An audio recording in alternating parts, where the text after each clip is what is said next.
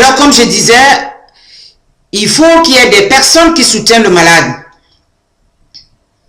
Et comme le Seigneur veut guérir d'abord l'âme, ces personnes-là, quand ces personnes-là fortifient la personne afin de l'amener vers la guérison, cette personne-là, le Seigneur rencontre et guérit l'âme d'abord. Je vais commencer d'abord avec mon propre enfant. Quand je suis allé, j'ai vu mon enfant malade pendant 2 semaines. J'ai vu son médecin traitant, son pédiatre. On nous a donné un traitement pendant 2 semaines. J'ai fait ce traitement à la maison, mais l'enfant ne guérissait pas. Je suis reparti voir le médecin. Le pédiatre me dit, ça fait 2 semaines qu'on donne le traitement à l'enfant. On va partir à l'hôpital pour faire des analyses approfondies. Donc, je vais vous hospitaliser pendant un moment. Je dis, il n'y a pas de problème. C'est mon enfant qui est malade. Alors, je suis parti à l'hôpital. On a fait vraiment toutes les analyses qu'il fallait. Pendant 2 semaines, on n'a pas trouvé ce que l'enfant avait. Et quelques jours après, le médecin est venu me voir, le médecin pédiatre est venu me voir, que eux, ils vont aller à la grève bientôt. Ils vont commencer la grève à partir de demain. Donc, il n'y aura personne ici vraiment pour suivre l'enfant. Et il va me donner un traitement. Je vais aller à la maison. La grève peut durer pendant 1 semaine. Et après, je vais revenir. Quand je regarde mon enfant couché, j'ai dit non. Je ne peux pas rentrer comme ça avec cet enfant malade. Alors, tout d'un coup, je me suis rappelé qu'il y a le médecin par excellence. Alors, j'ai vu dans cet hôpital, il y avait une chapelle. Je suis parti, j'ai pris mon enfant, je suis parti à la chapelle. J'ai trouvé la porte entrée ouverte, je suis rentré. J'ai pris mon enfant. Je suis allé devant le tabernacle. À l'église, il y a un endroit on appelle le tabernacle, surtout à l'église catholique, quand vous partez à la messe, il y a une toute petite ampoule rouge. C'est là se trouve Jésus Eucharistie. Je suis allé, je dis, mon Dieu, voilà mon enfant que j'ai amené à l'hôpital ici, ça fait 2 semaines, nous traînons ici. On n'a pas trouvé ce que l'enfant a. Mais je suis venu maintenant demander ton aide, parce que toi, tu es le médecin par excellence. Si les médecins humains n'ont pas vu ce que l'enfant a et que je trouve que mon enfant n'est pas guéri, toi, tu peux dévoiler ce que l'ennemi a caché dans cet enfant, que depuis longtemps, les médecins cherchent mais ne trouvent pas. Toi, tu peux dévoiler cela pour qu'on puisse traiter mon enfant et que mon enfant retrouve la guérison. Tu as tous les chemins. Si tu veux, tu le guéris directement comme tu veux. Mais si tu veux aussi utiliser aussi les mains humaines, tu peux le faire. Mais je veux tout simplement que mon enfant soit guéri. Viens en aide. Pose ta main sur cet enfant. Tout ce qu'on demande à Dieu, il le fait. Hein? Alors j'ai pris mon enfant, quand j'ai fini de prier, j'ai mis encore mon enfant sur l'épaule, je suis sorti. Je suis venu, je suis rentré à la maison. Et dès que je suis rentré à la maison, il y a l'une de mes soeurs qui est venue me voir, elle me dit, mais tu n'as pas appris, j'ai appris que ton bébé est malade, mais il y a l'épidémie de la rougeole maintenant. J'ai dit ça, je ne savais pas. Il me dit, mais on va essayer de faire quelque chose qui est très simple. On va voir si c'est vraiment ça. Il dit, il y a l'eau de coco frais. Et en Afrique, on a plein de coco frais. Et tu vas prendre ça, tu vas donner à l'enfant à boire. Et on va voir si vraiment, si c'est la rougeole, ça va sortir. J'ai dit, est-ce que tu as fait ça? Il dit, je te dis, essaye. Alors, j'ai pris l'eau de coco frais, ça ne peut pas tuer, c'est l'eau, on boit ça tout le temps. Alors, j'ai donné à l'enfant a bu. Dès que l'enfant a bu, à l'espace de 10 minutes, ça suffit. L'enfant a commencé à crier, tout son corps chauffait, il a commencé à se gratter, c'était la rougeole qui sortait jusqu'aux yeux. Alors, en ce temps-là, j'ai vu alors que mon enfant avait la rougeole. Je suis allé rapidement à côté de chez moi, il y a une clinique qui est là. J'ai trouvé là-bas, les médecins aussi grévaient là-bas parce que c'était tout le territoire. J'ai trouvé une infirmière, une femme de salle. J'ai dit, voilà mon enfant, la rougeole, voilà ce que j'ai donné. Je vous dis, quand Dieu veut faire le miracle, hein, ce médecin a regardé l'enfant, il m'a prescrit un médicament qui n'a peut-être même pas 3 ou 4 comprimés dans la boîte. Et ça ne coûte même pas 1000 francs CFA. En Afrique, 1000 francs CFA. Ici, ça peut faire 1 euro, peut-être 1,20 euro, peut-être 1,50 euro.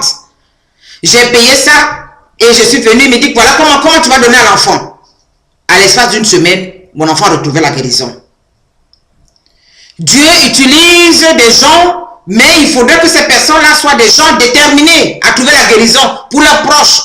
J'étais déterminé à trouver la guérison pour mon enfant parce que je me suis dit, si le médecin ne peut plus rien faire, lui, il va à la grève, hein, il veut qu'on augmente son salaire. Mais moi, mon enfant, il est mourant. Et il faudrait que je trouve une solution pour mon enfant. Alors Dieu a eu pitié de moi. Il a mis ces personnes-là sur mon chemin. Et finalement, on a détecté ce que l'enfant avait. Ici aussi, j'ai rencontré une famille un jour. Ils m'ont dit, ah, la femme m'a dit, mon mari est malade. Est-ce que tu peux venir prier pour mon mari, puisque c'est mon travail. Je suis allée à l'hôpital, j'ai trouvé cette personne-là, il avait une respiration vraiment pas du tout bien. Progressivement, il rentrait dans le coma. On a mis des appareils partout, mais la respiration n'arrivait pas à se normaliser. On a fait tous les examens, on ne voyait pas pourquoi cette respiration vraiment va au ralenti. Alors j'ai prié pour cette personne et je suis rentrée à la maison.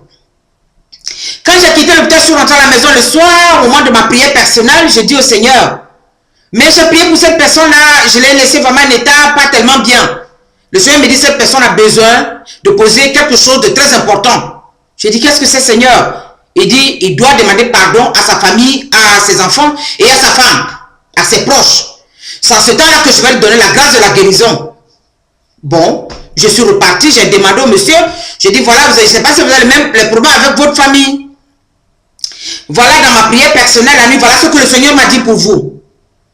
Alors il m'a dit, si c'est ce que le Seigneur veut, je suis prête. Il a convoqué sa famille le même soir.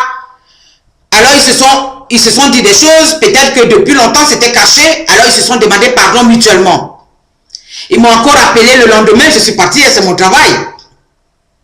J'ai prié pour cette personne-là. Et quand j'ai prié pour cette personne-là, on m'appelle le lendemain pour me dire que la respiration le même soir s'est normalisée jusqu'à ce que les médecins se posaient la question, qu'est-ce que cette personne a eu?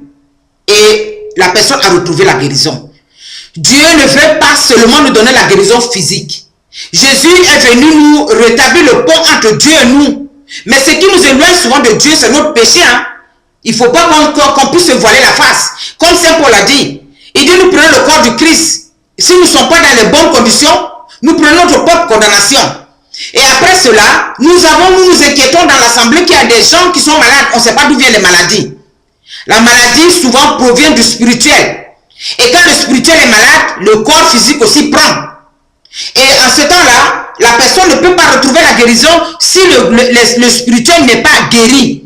On nous dit ici, Jésus nous dit ici qu'il a envoyé ses apôtres 2 à 2. Il les a envoyés pour aller guérir les malades. Il dit voilà, je vous envoie 2 à 2 pour que vous allez prêcher la bonne nouvelle. Allez de maison à maison. Là vous allez partir, si vous dites paix à cette maison, s'il y a un homme de paix qui demeure dans cette maison, alors la paix va demeurer dans cette maison, manger et buvez, car l'ouvrier a droit à son salaire. Mais allez prêcher la bonne nouvelle, guérissez les malades, versez de l'huile sur leur tête, afin que ces personnes retrouvent la guérison. Délivrez les gens qui sont possédés d'un mauvais esprit, car je l'ai dit aussi, c'est une forme de maladie. Alors le Seigneur Jésus a donné sa mission. Lui, il est parti ailleurs, il a envoyé ses apôtres à commencer à faire la mission. Et c'est ça, il savait que lui, il devait partir plus tard, mais il voulait continuer à cheminer, à faire cheminer cette guérison-là à travers les apôtres qu'il a choisis. Alors, il a commencé maintenant à les former, à les envoyer. Et ces apôtres voyaient comment les choses se passaient. Parce que, au nom de Jésus-Christ, quand il disait à ces malades, vous êtes guéris au nom de Jésus-Christ, ces malades-là, pour retrouver la guérison. Saint Pierre a dit à ce paralytique qui était à la belle porte, il demandait de l'argent à ce mendiant. Saint Paul lui dit, moi je n'ai pas l'or et l'argent à te donner, mais j'ai seulement quelque chose au nom de Jésus-Christ, lève-toi et marche. On nous dit ce paralytique s'est levé et il a commencé à marcher à louer Dieu.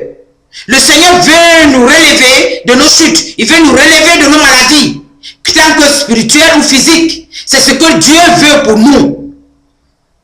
Alors aujourd'hui, le Seigneur dit ici, je vous envoie 2 à 2, allez annoncer la bonne nouvelle. Et quand vous allez annoncer cette bonne nouvelle, si la personne a accueilli cette bonne nouvelle dans son cœur, alors la miséricorde s'ouvre à cette personne-là. En ce temps-là, le chemin est libre.